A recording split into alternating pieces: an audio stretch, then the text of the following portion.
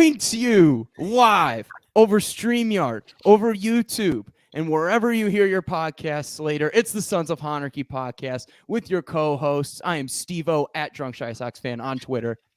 And Hot Take Tommy. So on this episode of the Sons of Honarchy podcast, we are just going to complain. It's gonna be we're gonna try to keep it lighter, guys, because look, we don't need anything more depressing than that Sox game today. They really tried to give us some life at the end, but just ended up with depression. It's for fine. Those of you joining us live, you can see Khabib, or Mini Khabib, aka Hasbullah, is with me in the background. All of this is brought to you by us. Make sure you go and rate, subscribe, review. Just us. It's not brought to you by Hasbullah. So give us your best in the Twitter or in the comments here on YouTube. Make sure you go follow us on Twitter.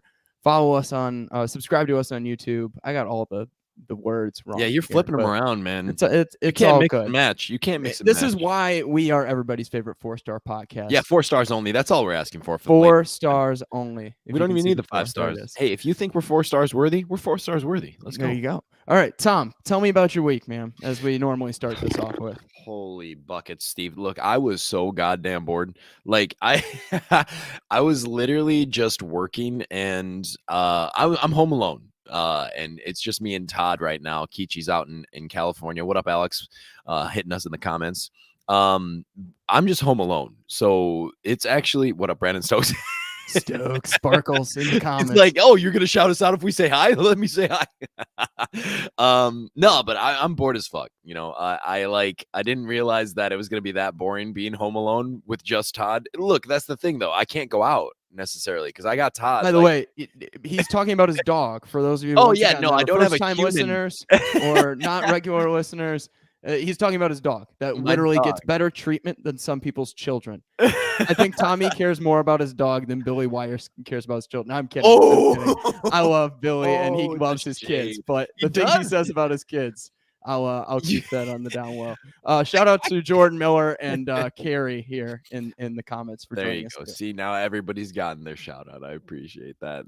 But look, like it really, man, when you go from having a house that's full of people to a house that like everybody dipped on you, and you just got Todd, who you have to be there for the dog. You can't just dip all day every day on him. So I was just literally straight up waiting for the weekend, and then the weekend you're literally talking about a house full of people. It's literally just you, your wife, and the dog.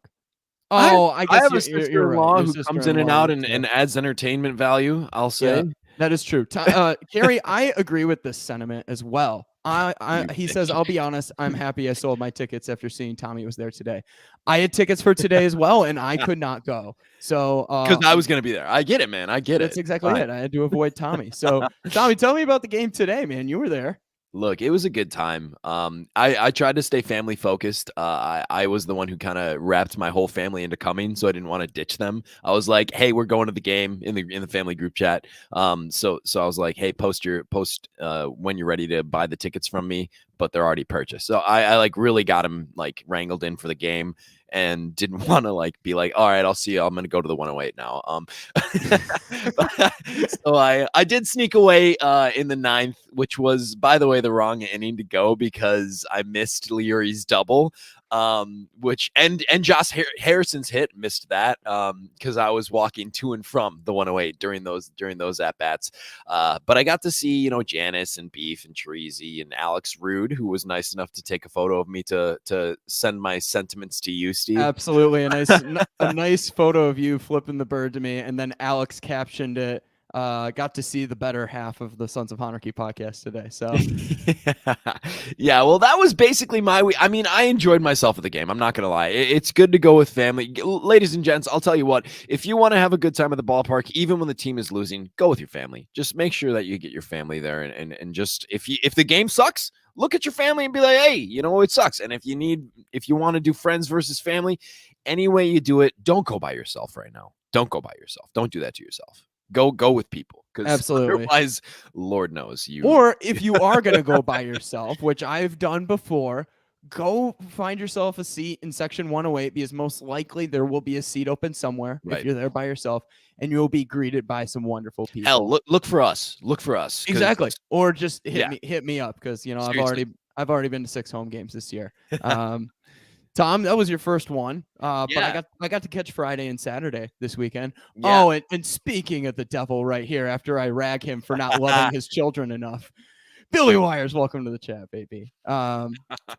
You know, I feel this sentiment amongst my friends, Stokes, no Sox fans in my family. Your family is White Sox Twitter for the baseball season, Stokes. Come on, you should already know this. But Friday and Saturday's games were great. Friday, the White Sox looked like garbage offensively. They were bad that game. They were bad. Very, very bad. And Lucas giving up the 2 bombs in the first inning didn't help, but at least he settled down and he looked solid outside of that. We all know that Lucas Giolito's kryptonite is the first inning. So that left me with no worries at all. Yeah, he settled right in. But you gave up 2 runs. Anyway, I'll let you finish. Yeah, bombs against good players too, though. You know, so I'll give him a little bit of a pass. Nah, look, if you came out of that game and you were like, I'm worried about Gio, you watched something else. That was not exactly. You shouldn't be worried about him. Stuff was still there. He struck out 7. I bet I had this special parlay through FanDuel for Lucas Giolito 6+ Ks and Tim Anderson hit. And it was plus odds, so I had to mash the shit out of that. Obviously won that bet. But I also bet White Sox money line, which was a terrible decision. You lost all your money that you won. Yeah, basically. I won like $13 that night. You can just say units. You don't have to be out here like outing yourself. It's not even a unit for me. I'm betting $1 at a time, guys. True degeneracy. Yeah, you know, here's the thing. At least Saturday redeemed it, and even with the rain, it was an absolute blast. Yes. And I got to hang out with college friends that you know of, Tommy. On Friday, I got to hang out with our friend Laura, and then our guy Jameson and his wife Ashley. But I got to meet some new people on Saturday. Shout out to Chicago Brush Lion. I got to meet him in person. Got to meet the man Chalsa himself. He's I can't even remember his actual display name. It's like nothing but a Granger and a hawk, but nothing in a Granger but a hawk is his display name. It is the guy Chalsa, and then Larry at I Have 5 Broats. I got to meet Larry too. So good dudes. They all sat in 108. I made my way over to 108. So this is the dumbest thing. And actually, you know what? I got a quick bone to pick, Tom. Ooh, hello. And that bone to pick is with my own father. So he picks me up for the game. We go down to the game. We have a great time tailgating. Definitely had our fair share of brews. Had some barbecue as well. One of my dad's buddies brought barbecue for us to tailgate. So it was ribs. Got to have some ribs. That's how you know you're doing tailgating right. Lord fucking almighty. Delicious. Ribs and baked beans. And these weren't just like, you know, you open up the can of baked beans and you warm them up. Like these were some good ass baked beans, man. Like I've been farting still because of them. So, you know, that's how you know they're good. But anyway, that different direction, but okay. Oh, of course. No, but the rain delay happened, right? And my dad and his 2 buddies stuck it out through the rain delay, right? And then once the game was about to resume, they were like, "Yeah, we're gonna dip." The fuck? Like you just sat through a 45-minute rain delay, stood through it in the Bullpen Sports Bar, or formerly Bullpen Sports Bar, the Liney Lodge. Yeah, how dare you? How dare you misdescribe that? As a corporate fan, you should know better. I should know. Liney Kugels is, you know, Miller Lite Jr. So exactly. But they were just like, yeah, we're gonna take off, and I was like, you got to be kidding me. And it was, I'll be honest, it's because my dad's buddies, particularly one of them, was very, very drunk. Which checks out, you know, when you start drinking it. And then you have to drive back to Rockford. So yeah, exactly. that'll take a minute. Luckily, my dad was in good enough shape and was pacing himself well there you go. throughout the afternoon. There you go. But I stuck around for the rest of the game, and you know, the monsoon hit me on the way back when I was on the train. But at When least you were I didn't coming, have to. when you were on the train, or when you were coming off the train? Because When it those was are two very on the different. train, luckily. Yeah, good. Yeah, yeah. Actually, it was while I was getting between the two cars on the blue line taking a piss is when the monsoon was happening. You're fucking kidding. You were talking about degeneracy with your bets. My lord, Steve. You opened up between the two trains. You were pissing between the tracks as the train was moving, you dipshit. Yeah, while it was just like pouring rain. Just absolutely pouring.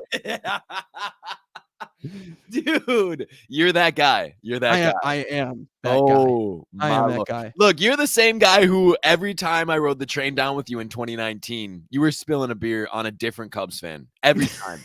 Every fucking time. Literally do Like, it not once, only and are then you all of a drinking sudden I beers- am the legend that Yes. spills on Cubs fans on the Look, train. Look, no, Steve. Okay, first of all, you're not just the guy who's drinking on the train, on the L. You're the guy who's spilling beers on Cubs fans on your way to the Sox game, being like, "Oh, sorry, but let me just like, I'm not holding on to the sideline or the bars. Let me just like, was that your foot? I'm sorry. I'm sorry. Like, let me drop my brown bag on you too. I apologize." Hey, after I was inspired, I needed to live a little bit of a crazier life because the guys that I was sitting on next to that were in my area on the blue line, they were talking about their hard drug usage. So I was like, you know what, I need to live my life on the edge a little bit more. I just went. Oh, you take hard drugs while I piss off this train. All right, exactly. That's the one. Exactly, baby. I always got to one up the competition. Jesus.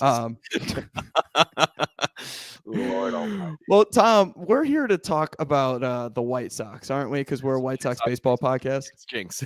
There you go. Exactly. So let's talk about this current state of the Chicago White Sox. How are you feeling? Like, what we used to do the rebuild-o-meter, the doomsday clock. Yeah. Where are the White Sox? I got it in back. I really should have gone and grabbed it for this episode. Maybe next time. We can reevaluate it. Midnight is on the doomsday clock, right? And absolute fucked. Where are you on the 2022 White Sox doomsday clock right now? Well, I think the thing to think about is the fact that we're even talking about the rebuild o-meter, right? Like, we're ready to bring it back out of storage is what we're saying. Like, that's not ideal in a year where we're saying to ourselves, oh, we have an opportunity to win the pennant, and then we get through 1 month of baseball and we're already like, fuck this shit, let's bring that out of not even a month of baseball. Not even a month. No, good point. Yeah, not even a fucking month, and we're ready to just burn it all down. I mean, look, this is our first losing month of, we'll call it a month because it was April and now it's May. This is our first losing month of baseball since 2020. Like, what was it? June of 2020 or something like that. And man, it's not just been like losing baseball, it's been ugly baseball. Like, it's errors, it's bad plate approaches, it's shitty pitching. Actually, pitching's not been bad, but like save a few mishaps. Pitching's not been that bad, but it's been bad managing. Like, there's been enough bad that's been self-inflicted to make you want to like just beat your head against a wall. Like, it's been, I'm not saying anything that's news for people. Everybody's seen the same shit we've seen. It's bad, Steve. You know this, and you know this, man. No, it's awful. So let me ask you, I got to re-ask the question. Where are you on the doomsday clock? Fucking fuck. Yeah, you're right. Well, we've brought it out of storage, and now I've got to set that at like, I gotta set it at like 3 o'clock, because 12 is midnight. I'm nowhere close to that. Look, like, I know this team's got talent still, right? We're not Trout now. The guy who's wearing number 18 is not Daniel Palka, right? It's AJ Pollock. Like, right, a much better baseball player. Let's be clear here. No offense to Daniel, even though he tends to get roasted on White Sox Twitter these days. No offense to the minor leaguer Daniel Palka. Exactly. I mean, here's the deal. I got to be a little bit higher up on that number, Tom, because my guy Jordan Miller here in the comments says we're watching Yolbert Sanchez at bats. Like, that's a problem, folks. If you are looking forward to turning on White Sox Twitter and trying to catch some Yolbert Sanchez at bats, we've got a problem. We've got a problem, folks. So I mean, speaking of Daniel Palka, man, I mean, he was a McDonald's All-American, and he is featured on a 108 baseball card. You better stop. So I'm gonna put this at 5:00, and I'm not at 6 or beyond right now because, you know, it's still early in the season, right? Got a lot of baseball to play.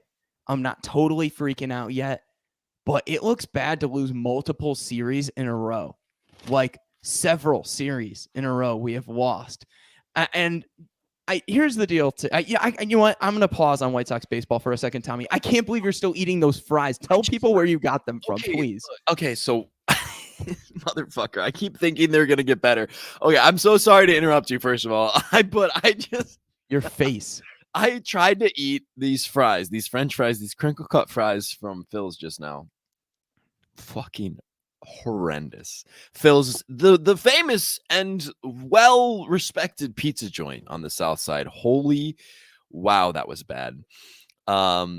Look, Steve, I know that we chatted about this briefly before we got on, but fries with pizza is a good vibe. But these fries, holy shit, they're bad. They're like it's like eating a fucking raw potato over here. It's not good. Not good vibes. First off, I don't know what you're doing getting fries from Phil's. First off, of all places, 35th Street Red Hots has way better fries. Number one. Number two, Phil's Pizza. Okay, you don't get fries with pizza. Who gets fries with pizza, man? So many people. I'm waiting for people. You want wings and fries? Wings and fries? Pizza and wings? Not pizza and fries. That is an absurd line to draw. Because you're literally just saying that this side is good with pizza and this side is good with that side, but you can't draw that line all the way through all three of it. Why couldn't you get fries, pizza, wings?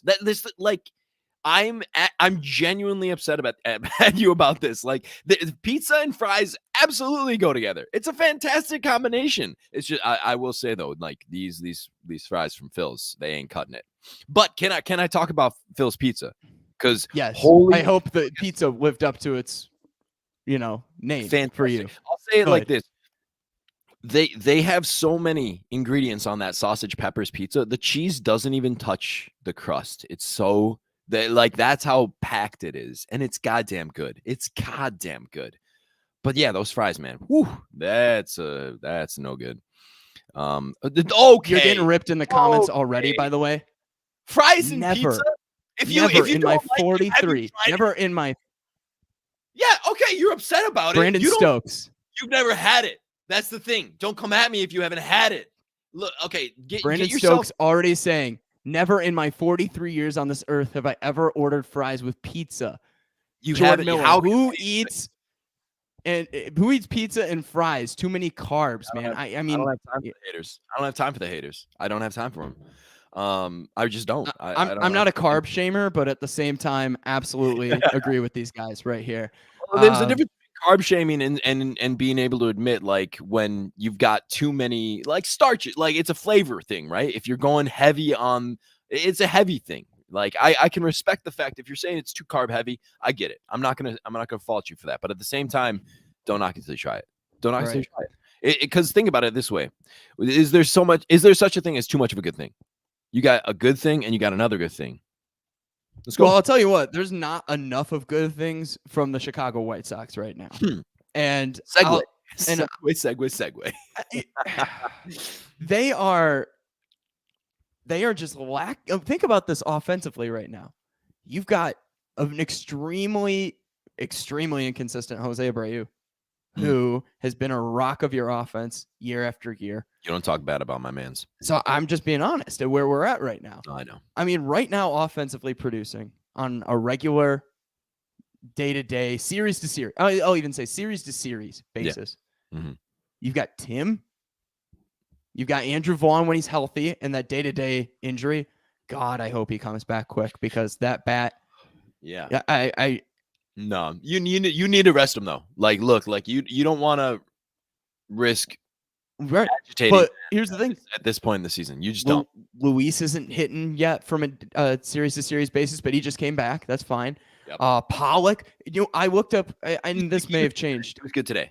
He was good today. He was before today, he had 4 hits, I think, all year long. 3 of them were on opening day. Yeah. No, I take that back. He had 5 because the 5th one was on. It was the double on Saturday. So 5 hits and 3 of them were on opening day in like 40-something plate appearances. Right, but yeah, no, I promise you, he's gonna be just fine because he was good. He was great today, actually. I mean, are we just waiting for these guys to heat up, Tom? That's what other choice do you have? First of all, but it's that. How much of a cliche is it? But look at the back of their baseball card, right? Like they're not the player that they are. This is not the player that they are. I absolutely agree with you. And I one of the buddies of my dad who was with us yesterday, he said the same exact thing. He's like, the stats on the baseball card have to show up eventually, right? Right. And I will say this, I was watching the game at Friday from home. And, sometimes the luck of being able to watch it from the broadcast point of view is you get a different perspective than you would have if you were at the game, right? So what we were able to see on the broadcast is as soon as the 9th inning was over, and the 9th inning had a rally for that game too on Friday, even though they lost. Jose Abreu took a look at the iPad. He's watching film. Literally, the people were leaving the dugout, and he sits down and he pulls out that iPad. He was on base too. He was on base. He came into the dugout, sat down, grabbed the iPad, didn't move, and that's for me, that's a really good sign because that means he wanted to go and look at film immediately. And you know what? Like there was a 2-1 pitch to him that it was not a strike, but it was called a strike. So he might have been getting in there, sitting down, and being like spiteful, like, "Look, motherfucker, there was no way that was a strike." So he might have been doing that, but like thinking about it and saying he's committed to the craft in a way that's it goes past the time that he's on the field. Right. He's committed to it to the point where he's going to put in the extra hours. It's the same vibe that I got from when we were at Game 5 of the NLDS, and your man's 5 Game 4 of the ALDS. There it is. Yeah, we're all on the same page. Don't worry. And we watched Liam Hendricks was the last guy staring out at the field, and we talked about it. Right. He was the man who refused to leave the dugout, just staring out, being like, "This should not have ended this way." That's Liam Hendricks, and in the same way, I'm seeing it like at the end of the game on Friday. You had Jose Abreu refusing to leave the dugout, looking at film, being like, "I refuse to believe that this is the way that this team's going to go." So I'm going to put the work in and make it different. So I liked that. I liked seeing that. So mind you, I knew kind of that you were thinking about ragging on Jose Abreu. So I needed something in my back pocket to be like, no, you can't talk bad about my mans. But yeah, I liked what I see out of it, honestly. It's April too. I know this is April Jose Abreu. You can't say that anymore. It's May 8th. It's May. Oh, it's May now. Apologies. Happy May Day, everybody. Happy May. So apologize for that joke. That was a terrible joke. Yeah. It's a little outplayed there, Tom. Yeah. I mean, I'll comment on this. We got somebody here in the chat. I believe that's JJ. It says team just isn't seeing the ball well yet, and it'll come especially with Yaz. It took him and Yohan a while last year as well. Mm-hmm. Yeah. I mean, especially with the lockout. I that's one thing that we're not, I don't think, playing and paying enough attention to and right. Playing into this whole narrative enough. Yeah. Is that players were locked out. They didn't know when their season was going to start. They didn't have access to their trainers. Or access to team facilities, Yeah. And I'm sure everybody's training regimen was thrown off by this a little bit. The team, talent-wise, is put together, folks. It's just a matter of everybody getting to at least their average. Like if guys start performing at their average levels, this team is going to be a good team. Just their average levels. Okay.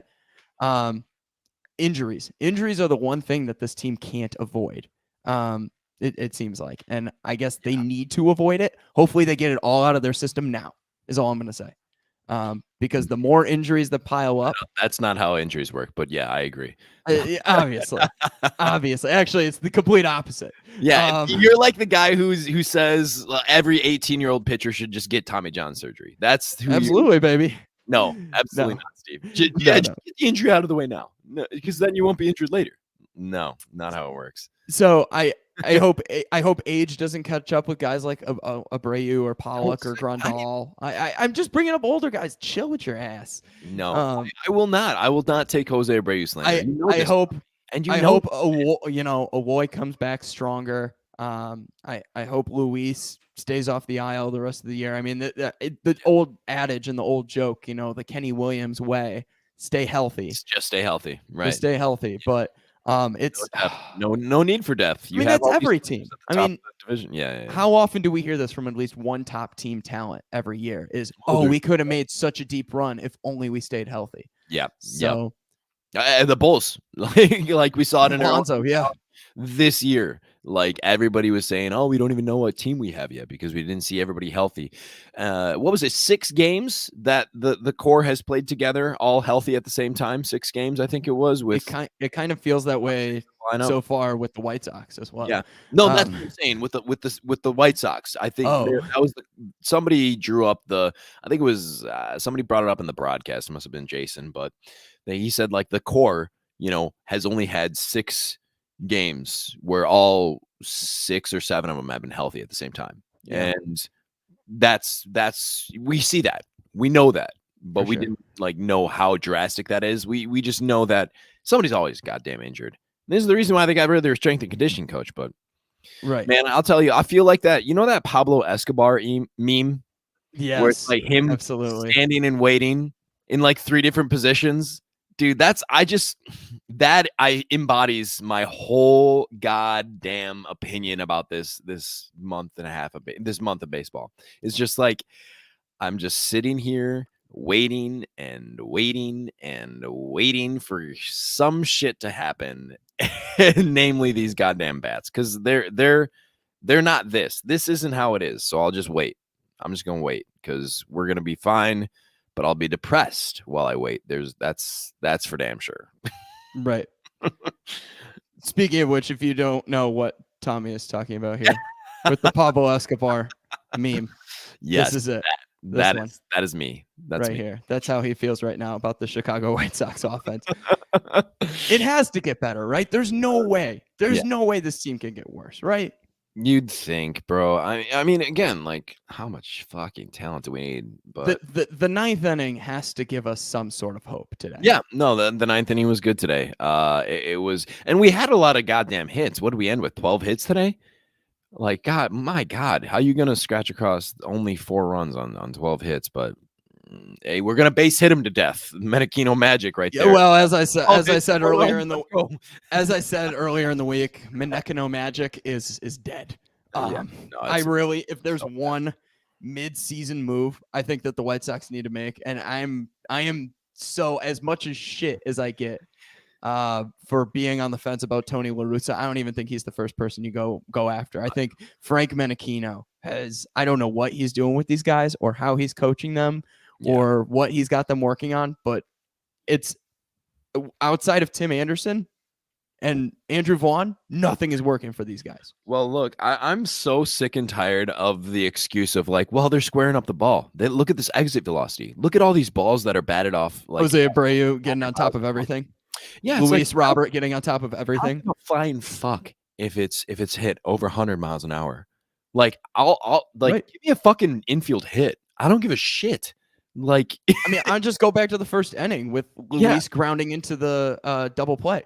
Like, the combination of Tim Anderson and Luis Robert should never be a double play ever, unless it's like a line out on a hit and run. Exactly. You'd have to like draw it. You'd have to throw the ball out there to make it like perfectly so that they could both be thrown out because they're too fast for that shit. Exit velo is great. Hit the ball hard. Absolutely. I mean, eventually they'll find holes for sure. Don't say that, Steve. I hear that. Launch angle. Don't rely on BABIP. Don't be like 2019 Moncada. I love Moncada. Don't say love that. him to death. but Look, don't be 2019 Moncada and have a 406 BABIP. I'm corporate enough that I'm not going to let you talk bad about these guys. I'm God, allowed to. I'm going God, to I let you love him. complain, but I'm not going to be. I love Yohan Moncada. Imagine now. I'm sure you didn't see this. Speaking of spring training, not spring training. Pardon me. AAA at bats. Yohan Moncada looking really sharp in AAA in his rehab stint.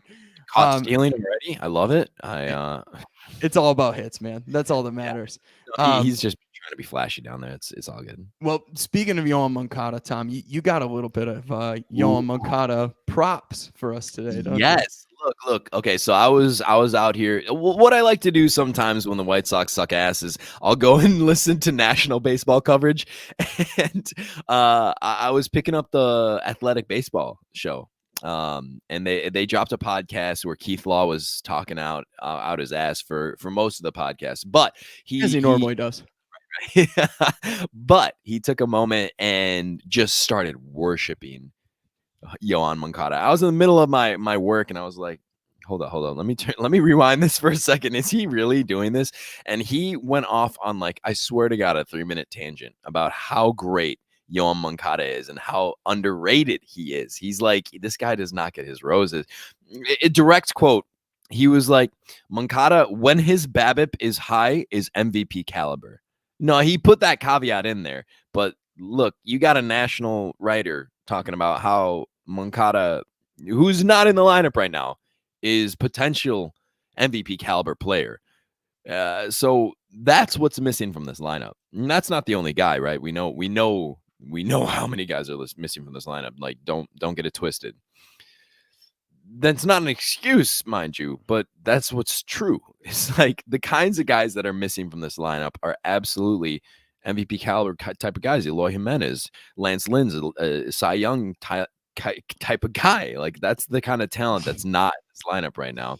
And breaks on the Lance Lynn stuff, but it's okay.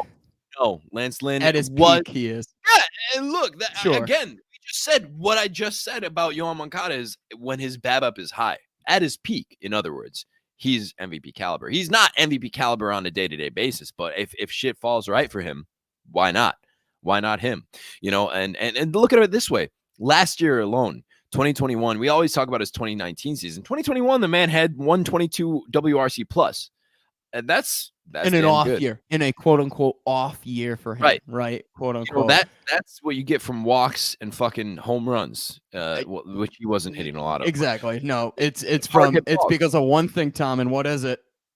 Because he gets on base. I'm gonna get you with that Brad Pitt. The Moneyball meme. Yes, there it is. Yes. The finger point right there. He gets on base. Can't get it. That is what we're missing too. Like, ain't nobody walking in this goddamn lineup. We did get a couple scheduled Yasmani Grandal walks today. Maybe it was just one, I can't remember. But I got real hype about that walk, that first walk, and I was screaming at everybody in the section, scheduled! It's scheduled, Yasmani Grandal walk. And ain't nobody paid attention to me. They were like, who's this crazy? That's why you need to be sitting in 108 more, Tom. Come on now. Everybody's gonna be high-fiving you, and that's fair. I need more high fives for Yasmani Grandal walk. Giving you nice slaps on the butt for that one. One out, nobody on Yasmani Grandal walk. That gets me hyped. Speaking of which, next time you see Wally Money, make sure you protect your butt, because is he giving you a little on love? Saturday he snuck a little hand in well, and I was trying to do a little dancing with him. And do not speak ill of the dead, Steve. I love Wally, but I felt a little violated, man. I felt a little violated. I mean, yeah, he put his hand up your butt, so yeah. You get a lot of love when you sit in section 108. We'll put it that way. Again, yes. Like, if you don't have a White Sox, if you don't bring family to the game because none of your family's White Sox fans, you can find family. You got family in the 108. You got family because they're just so welcoming. And I'm not saying that I'm one of the 108 necessarily, but those guys, they make friends with anybody. They just I make at least one visit every game I'm at. Yeah, so you're gonna find. Look, if the 108 guys are gonna be assholes to you, which they won't be, we'll be nice to you. We would love to see you guys. I won't be there as Steve will, but we would love to see you guys. There's honestly probably better if you go to the section and don't see me there. So But here's the deal, Tom. I'll tell you this. I'm always, you know this about me. I'm usually the big analytics guy. Like, I just I said could. WRC plus, and you didn't. I bat know. it. I'm so proud of you right now. Are we switching roles right now? No, I was This is quoting crazy. somebody. It doesn't count. This I was is quoting. absolutely wild. No, I gotta say this. I could dig into the stats and say, hey, the ex Woba right now of the White Sox is, is this much higher compared to their actual weighted on base average, and talk about how the exit velo of these guys in the lineup is just absolutely insane, and their strikeouts are down, and but I think they need something. I think this team needs something that's beyond statistics. I think they need something that is going to spark drugs. Yes. Steroids. No. It's steroids, baby. There we go. Legalize steroids. No, I think they need something that can't be measured. I think they need a little spark, a little bit of pep in their step, a little bit of momentum, ride the wave. And I hate being this guy. I hate being this meatball Sox fan right now, but I'm going to resort to it. You don't hate it. You love it. The next two games, Tom, where are they being played? Wrigley Field, baby. Oh, yeah. Wrigley Field. You got two games up against the Cubs. Yeah. This you're right. is the time to turn it around, You're right? This could be it. You capture the hearts of the city. Right? You recapture the hearts of your fans. Right. You change the narrative around your team. Kopech on the mound on Tuesday. Cease on the mound on Wednesday.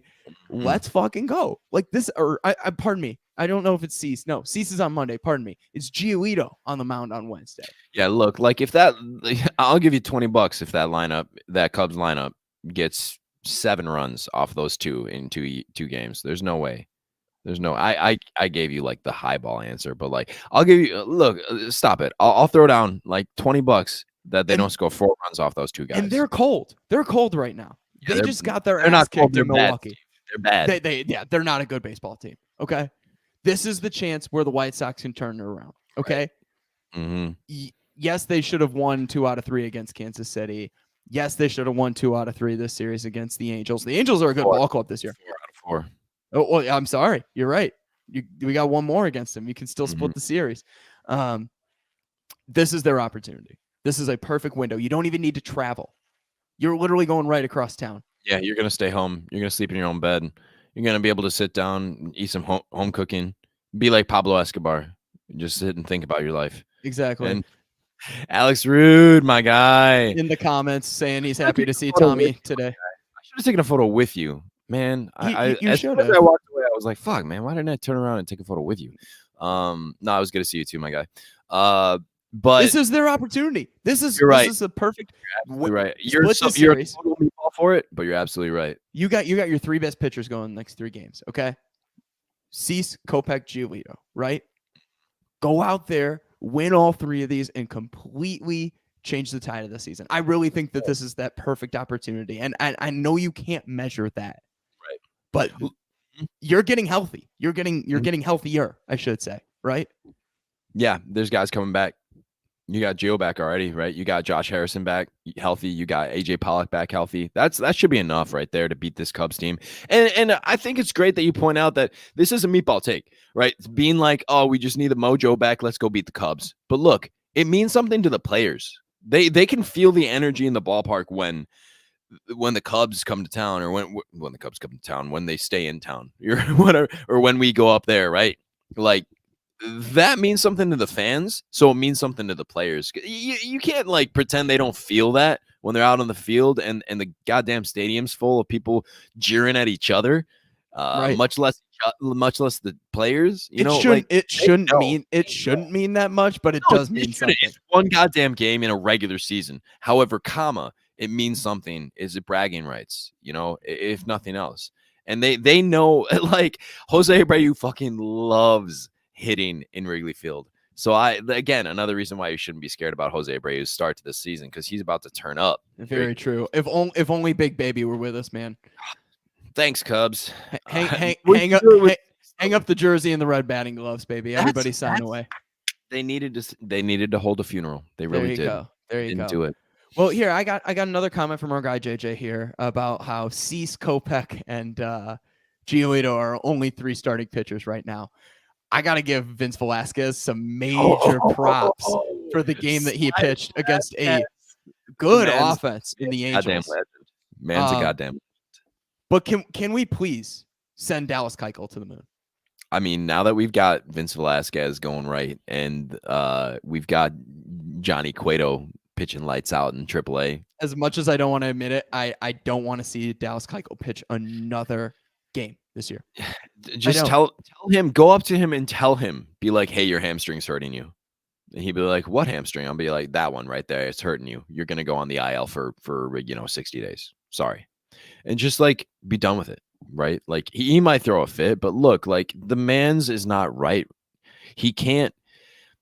He is a soft tossing lefty with not enough movement on his pitches. Right. I mean, there's no other way around it. That's just the fact. Location issues too. Yeah. It's like he can't.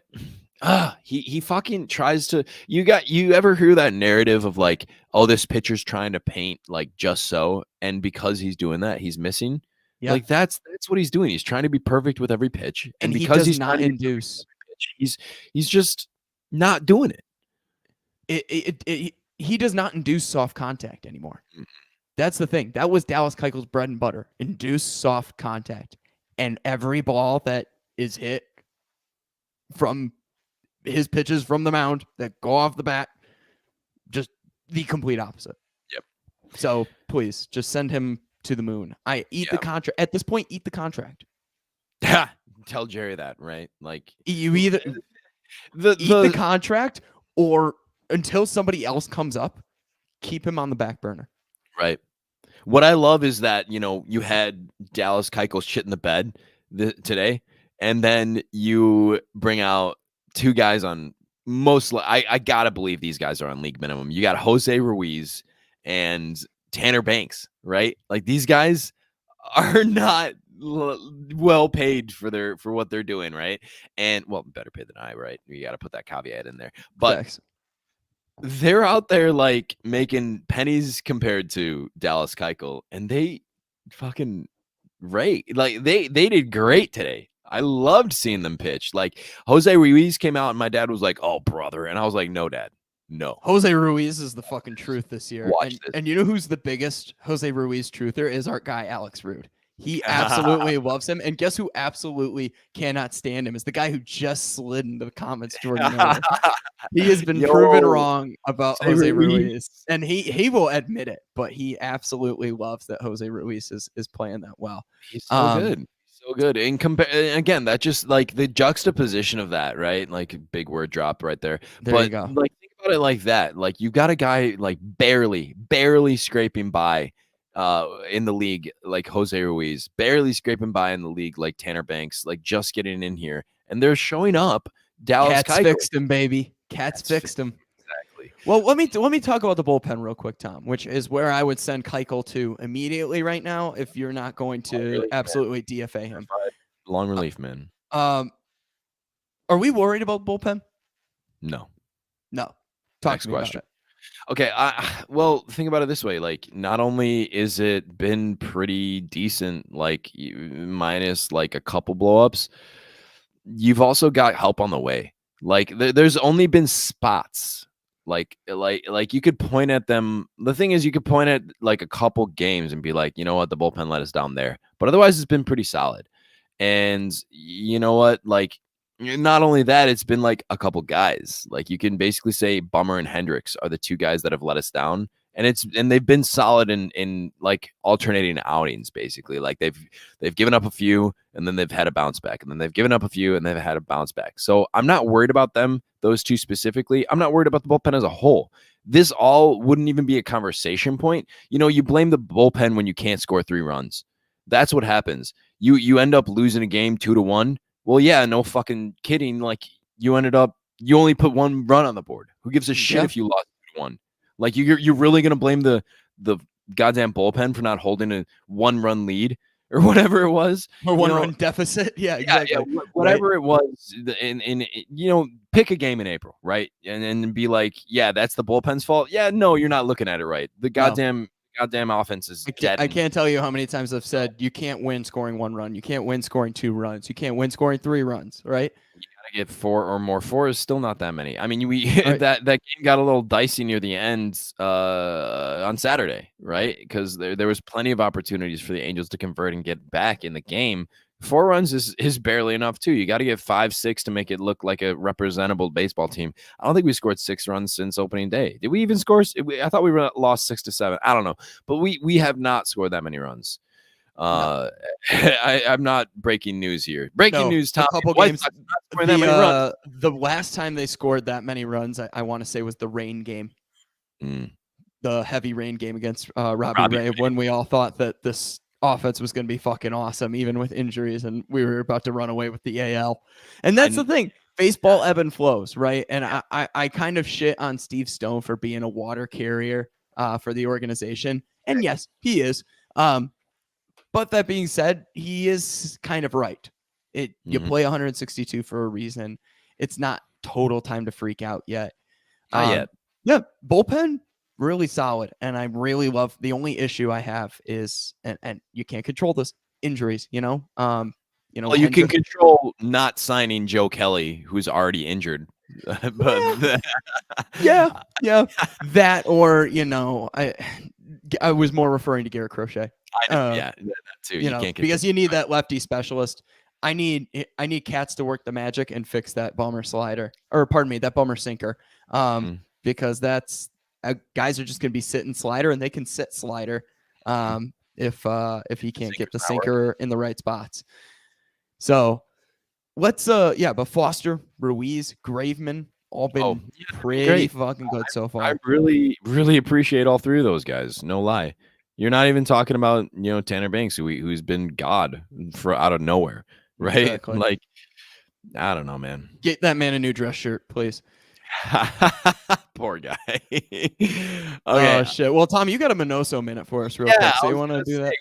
While we're zooming out and talking about how we got to keep a cooler head with all this in the back of our minds, I wanted to take a second, Minoso minute, right? We do this every once in a while on the podcast, just a minute to talk about something outside the lines of baseball, because Minnie Minoso did something great for baseball, outside of the lines, being breaking the color barrier for Afro-Latino players in the MLB. Now I wanted to take a second, again, zooming out, thinking about things bigger than baseball right now. And this is a Southside story. So I don't know if y'all heard, but Whole Foods opened a location in Englewood 6 years ago.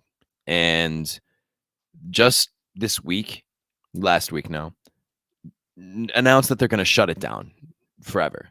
Like permanently close the location that they of course, as soon as they open it, they were bragging about themselves, about how they open up a location in a food desert in Chicago and how great are we and shit. And like, what the fuck, man? You didn't even last a decade. Like, how are you going to change the food habits of an entire goddamn neighborhood in 6 years? How dare you give these people hope and then take it away? Like, that's so fucked up. And get this, it was after one quarterly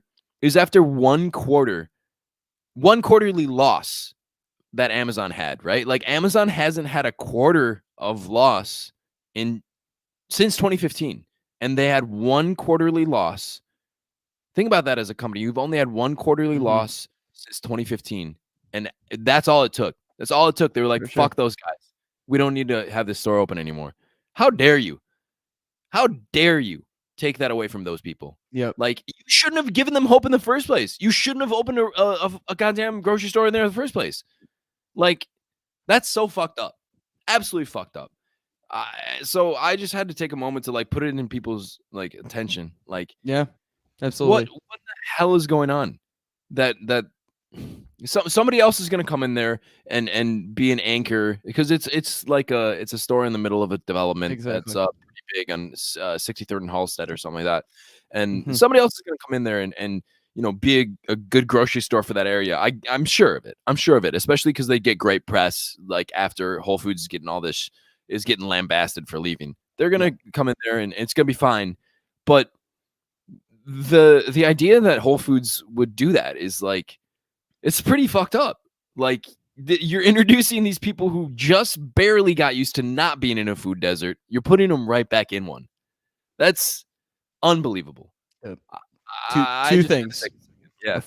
And thank you for sharing that, Tom. Affordability and sustainability. Right. So I hope that there is a company that provides that in that neighborhood. Because as you know, I remember that Whole Foods announcement being made when I was teaching summer school down in that neighborhood that summer. That's right. Yeah. It was a big deal because actually we were talking about, community with our summer school program. We were talking about community outreach and what organizations were doing in the neighborhood, and fighting against that food desert was one of those big things. So I hope that the community continues to fight for that in the wake of this announcement and in the wake of this closing. So I'm wishing the best of luck to those people and to those organizations. Continue to support organizations like that are able to fight against that, like Grow Inglewood, which is a kind of an urban garden down in the Inglewood neighborhood. So continue to support organizations like that where you can. And fun fact from our guy, Alex Rude, as we wrap this segment up, it is the anniversary of Minoso breaking the color barrier today. So thank you for that fun fact, Alex. I really appreciate that. Alex is the greatest stat head. He has knowledge beyond my wildest dreams in baseball. So love that. Absolutely love that. They probably kept Minoso down until May so that they can get the extra year of control. I don't think those rules existed at the time, Tom, but that is a good one right there. Was Reinsdorf the owner? No, I'm kidding. He's almost that old. He's almost that old. He was probably around. He probably went and saw the game. Holy shit. Hilarious. Well, shit, Tom, we got a couple rotating segments that we need to get through, and we're running low on time here. So let's get it going then in that case. So you had a few things that you want me to fix, which is absurd. That's not the way to go about fixing those problems. Don't ask me. I don't know anything. Here we go. One thing that I've started to do on Twitter over the past couple of years is the final 5, Tom. So I got 5 things for you to fix for the White Sox, and I want to hear your take on these 5 things. So first off, can I get a disclaimer? Like, look, this is not a good. I'm not going to give you good ideas. I am going to give you ideas. That's all I need. All I need are ideas, baby. Desperate for answers. You need something. Okay. Desperate for answers at this point. The first one, Jose Abreu's bat. What are you going to do about Jose Abreu's bat, Tom? Okay, so I don't know if you saw this, but last year Shohei Ohtani was in a bit of a slump. And what he did is he brought his bat out in the dugout, and he was sitting there and he was holding it. And he started giving it CPR, like right in the dugout. He was giving it CPR. Look, I need a certified EMT going in there. I need it to get the defibrillator out. You just got to shock that shit. Just wake that the fuck up. It might work. Get some electricity inside the bat, running around. You can't put cork in it anymore because that's not fair, apparently, in quotes. But you gotta put something in that bat, whether it's that or the other. He needs some help. It's got to be maybe some supernatural shit too. Like you could do a prayer circle. Anybody got sage? Get some sage. Go down there, sage the dugout, sage all the bats. Specifically Jose Abreu's. Now you're getting closer to what I need. I need an exorcism of the bats. I need some type of you've seen Major League, right? Yeah. I need some blessing of the bats. I need Jobu in the locker room right now. We might need it. It's just something otherworldly just to get this out, because this slump is otherworldly. So. Absolutely. Next one, Eloy Jimenez consistent injuries. How are you fixing this problem, Tom? Well, look, he did a kung fu move into the outfield wall, right? So we got to get him a kung fu master to teach him. Speaking of like bringing stuff back out of supernatural, out of the grave, let's get Jet Li's ghost to teach some shit to Eloy Jimenez about controlling his body and shit. Like this man, he can't run to first without getting hurt. Did Jet Li die? Yeah, bro. Or Bruce Lee. Jet Li. Bruce Lee is dead. Jet Li's alive. It's like with you and Alcides Escobar last week. I was like on one for real.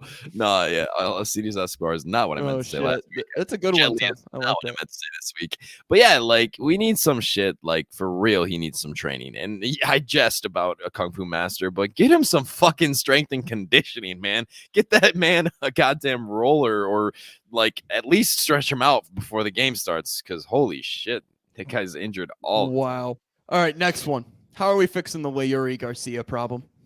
Well, the real answer is putting different guys in the lineup, but probably what we should do is what we did in, I think it was 2018. Bat him lead off. Let's go. Fuck it. Fuck Let's it. go, baby. Bat him lead off. 2019. He was batting lead off 2019 a bunch of games too. I'll never forget because, by You're the way, unbelievable.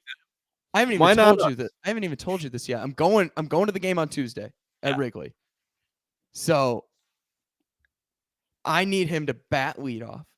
And I need him to hit an absolute dong like he did when I was there at Wrigley in 2019 Yes. all over again. I need deja vu. So bat him lead off. Let's make it happen. Fuck it. At this point, fuck it. Nothing's working. Bat him lead off. Let all the haters on Twitter go off. He's Leary legend for a reason. Emphasis on the legend. Let's go. This man's fucking terrible. Yeah, no, that's not the real way to fix it. The real way to fix it is let him Josh sit Harrison. on the. Yeah, Josh Harrison batting, playing second and batting. Oh god. Jake is playing third and batting. You don't need any of that. There shit. it is. Yeah. All right. Yolan's on his way. Don't worry. I got two more. Bummer's broken sinker. How are you fixing that? Sticky stuff, bro. That's easy. Get him Bada- some spider bada boom, tag. bada bing. Get him some spider tag, and then just don't tell the umpire. All right. Put it on your belly button. Reach into your belly. They can't check your belly button, man. Just reach your finger in there between pitches when you turn around. Let them check your belt and your glove afterward. And you'll be like, hey, there's nothing there. Yeah, get him some stuff. There you go. It's all good. Last one. Tim Anderson's glove. How are you fixing Tim Anderson's glove? Go back in time, bro. Go back in time and tell him as a middle schooler, hey, basketball's for losers. Go out there and play some baseball. That's how you fix it. I mean, at this point, bro, it is what it is. Like, he's going to be fine-ish come the warmer months. But right now, that's his glove. I got another So- major league fix for this. You know how every time Willie Mays Hayes hits a pop-up, he has to drop down and give him 20 in the beginning, in the middle of practice, in the middle of a game. He hits it in the air. You drop down and give me 20. That's what I want Tim to do. Every time he pooches a ground ball or misthrows a ball, just drop down and give me 20. No matter what's going on, just drop down and give me 20. I can't imagine. I want to see him like throw the ball away and like the guy's like rounding second, going to third, and Tim Anderson's doing push-ups. Like the play is active. Tim Anderson doing push-ups to make up for his error. And Coach Steve Smirt's like nodding his head like, yep, that's what I wanted. That's what I needed. That's it. Absolutely, baby. That's incredible. Okay. Well, there's your final five. I love that. That's perfect. That's how we're fixing this game. Now, we've identified how we want to fix everything. I want to identify why we have to fix it now. So that's my rotating segment. I'm going to hit you with some rapid fire, and basically it's going to be me listing off a bunch of things, and it's yes or no questions. So we've got a myriad of reasons why the White Sox suck, but I'm going to offer a few of them to you, and you tell me if I'm crazy or if this is correct. This is why the White Sox sucks. Because I think it's not just one issue, it's multiple issues. So let's narrow them down here for us. All right. So is it because Rob Manfred took the balls off steroids? He unjuiced them, if you will? Absolutely, especially with an offensive heavy team. The unjuiced baseball is killing us right now. I'm blaming Rob Manfred for that. I'm blaming him for the lockout. I'm blaming him for so much right now. Yes. Big time scapegoat. 100%. Rob Manfred is why this team is bad. I mean, you build a team around the home run and then you unjuice the ball. Fuck you, man. Fuck you. Unbelievable. Okay, so is it because the team didn't hold the proper funeral after Eloy went on the 6 to 8 week IL? Is that why? I hated that shit so much when they did it. Like he passed away. Good Lord. Ain't nobody pulling out the red batting gloves for in honor of our deceased brethren, Eloy Jimenez, who will be back in Here's 6 the thing. Here's my problem with the way they're now addressing. They should have done that this year. Last year, he gets injured doing a head ass thing in spring training, and it's like, oh, R.I.P. Eloy. This year, he's trying to beat out a ground ball, which, mind you, I talked about this last week, right? Or the week before. You don't overstride on the bag. No, you don't do it. Just don't do it. Right. But no remorse here. Not like, oh man, we feel really bad for our guy Eloy. Yeah, even though this one wasn't even, you know what? That makes me think like last year that was a total joke. It must have been a total joke last year. Like they were laughing at him or laughing with him rather, like Right. about the whole situation, even though we weren't necessarily in on the joke. This year, he's probably actually sad. Like they're probably actually sad about it. Right. So I mean, again, like, hey, if you throw a funeral like you did last time, Adam, if you throw a funeral like last time, maybe they'd actually have better vibes. Like, actually have a funeral for this man, and that would fix it. Right. Yeah, just to let my guy Adam know, who's in the chat currently, Hasbulla is with me. He's just there. He's like sleeping with his eyes open. Exactly. In the background. He is our Hasbulla's the GOAT, man. That's why he's with me. All right, Tom. What's your next one? We got it. Okay, so I'm asking you: are the White Sox bad because the White Sox inherited whatever bad juju was floating around the 2021 Twins dugout? It just floated. The juju floated from the Twins to the White Sox for 2022. I don't know if I believe in this bad juju stuff yet. I think we just can't hit the baseball. Hey man, look, you were looking in the early part of 2021 and you were looking at the White Sox looking pretty in first place and the Twins at the bottom of the division. Seems like it flipped. I think that bad juju's traveling. Just saying. Okay. Yeah. We can move on. We've got so I want to ask you, are the White Sox bad because guaranteed rate isn't a dome and the weather's too bad? I don't buy that one either because the weather's helped the White Sox this year. I honestly, they played better in the rain. Keep bringing the rain, man. We played better in the rain than we've played in nice weather. Yeah. So no, it's true. It's very true. We kicked the shit out of Robbie Ray. We kicked the shit out of the Angels. Yeah, bring on the rain. Okay, so this is a fun one. Are the White Sox bad because CHGO launched their in the spring? Is that why? Wow, new player in town. Shitting on our guys here, Herb Lawrence and Sean Anderson. I don't know. You might have to run that one by them. I feel uncomfortable answering this question. I like those guys. I like them too, but obviously they started a program and now the Sox are bad. A plus B equals C. Even though Vinny is Al's Chiefsy beef, I'm still convinced. Okay. Well, are the White Sox bad because Jake Berger hasn't dropped a single like all good third basemen are supposed to? What in the hell? You're reading right now is hilarious. You're saying that Jake Berger needs to come up with his own at-bat song. Exactly. Is that what you're telling me? Exactly. So, all good third basemen, like Yohan Moncada, drop a hot-ass, fire-ass single. Jake Berger has not done so. Jake Berger's fucking around a little bit with like being on his girlfriend's podcast or whatever. It's just not enough for me. He needs a rap mixtape like Steve-O back in the day. I mean, look at Jake Berger. Look at me. We kind of, take off the glasses. Oh my God, Jake Berger. I'm so sorry I was smack talking you. I'm so sorry. Don't talk shit. You're a good man. I have a high school mixtape. No, I'm kidding. I do. Jake Berger does not. He's kind of my doppelganger. You can't lie. Dude, it's not just true, it's facts. That's a direct quote. You can quote me on that. He's a little bit thicker than me, but yeah, but one away. I'm catching up. Shit, you motherfucker. Okay, so let me ask you this. Are the White Sox bad because the Mets are good? So the whole world is off its equilibrium. No. I don't know. Is it rules that of the Sons of Uribe that one is good, only one can be good at a time? There can only be one. I kind of feel that way. I don't know. Like, again, this is all supernatural shit. Like, this can't be real. So I'm coming up with reasons that aren't baseball related to explain this shit. Okay, so let me ask you this. Are the White Sox bad because we haven't called up Johnny Cueto yet? No, the White Sox are bad because you never keep your phone on silent during these podcasts. Goodness gracious. No, it has more to do with them not sending Dallas Keuchel to Mars. I like how you skip the moon. You just like get him out of here. Mars. Okay, well, let me ask you this then: Are the White Sox bad because Herm Schneider isn't the team absolutely anymore? 1000%. White Sox never had this many injury issues with Herm Schneider as the trainer. I need those little legs moving again, man. Yeah. Tony La Russa's waddle is not cutting it for me. I need the Herm Schneider.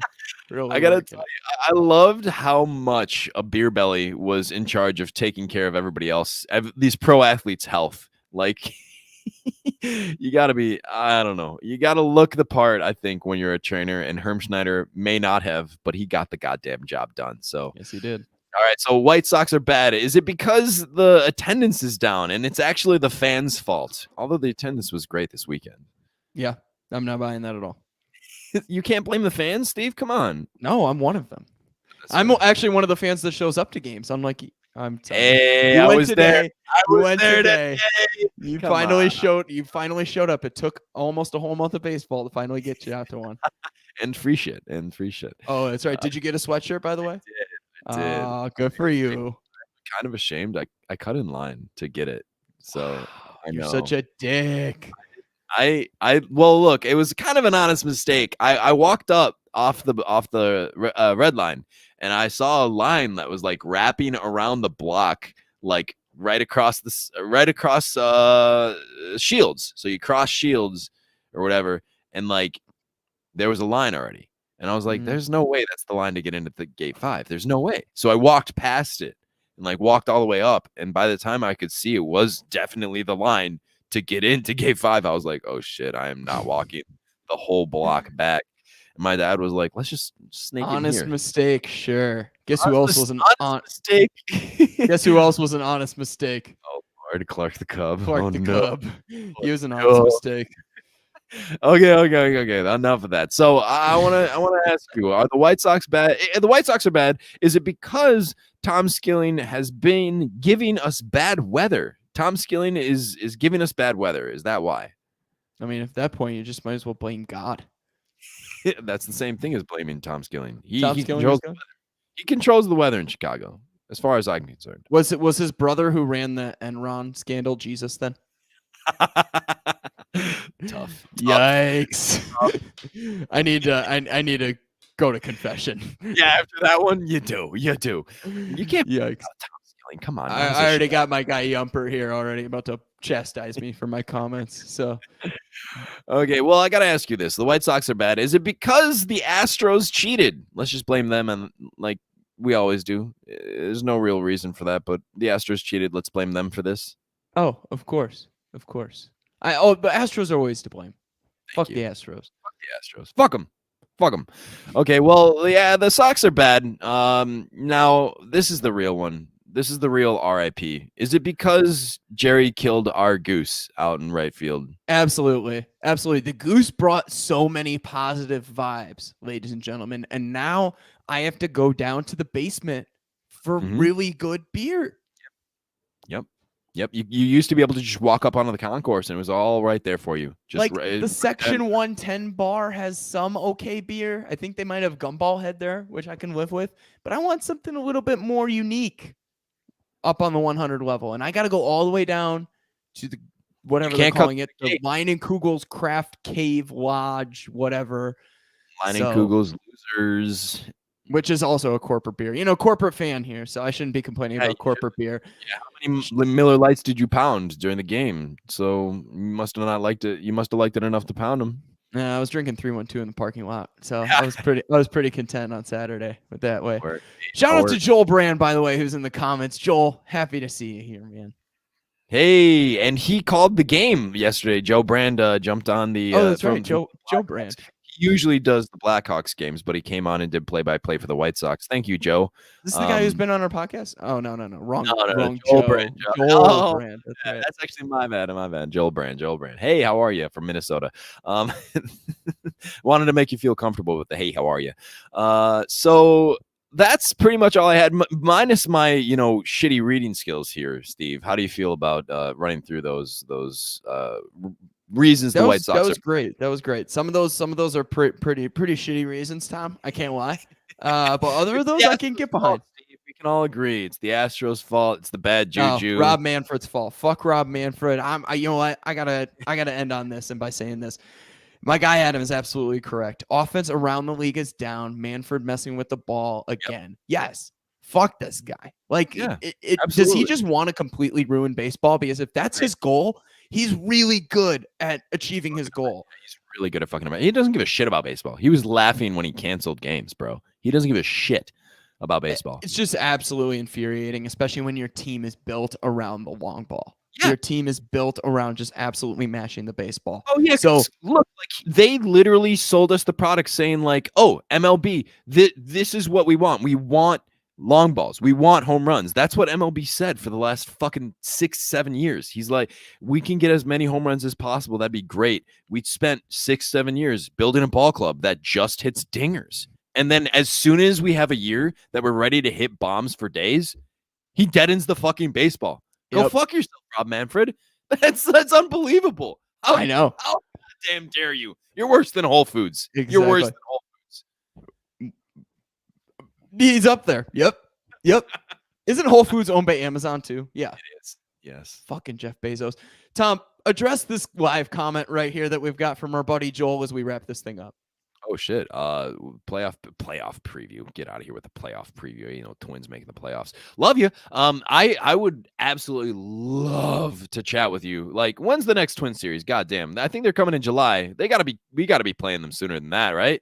But whenever we play the Twins, we'll have to do a White Sox Twins preview with our guy Joel Brand.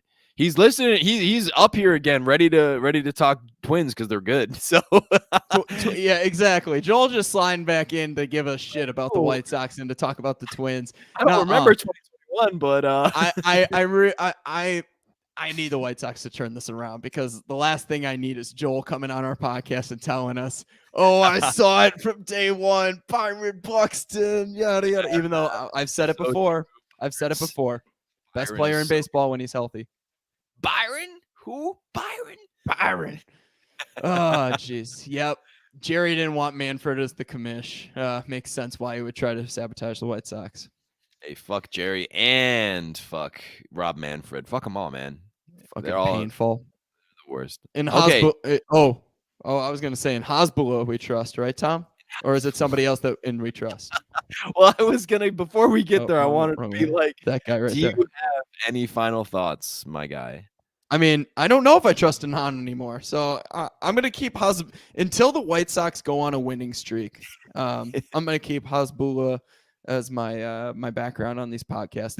You want winning record until the White Sox turn it into a winning record. It's gonna be Hasbulla. This guy right here, Hasbulla. He's the only thing that can bring my mood up right now.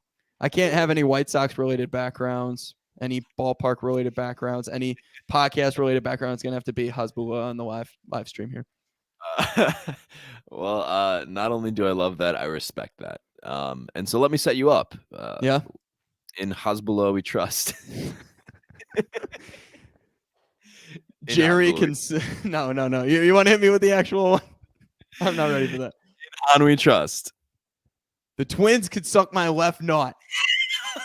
Shout out to Joe Brand. We love you, my guy. Have a good night, everybody. Thanks for tuning in.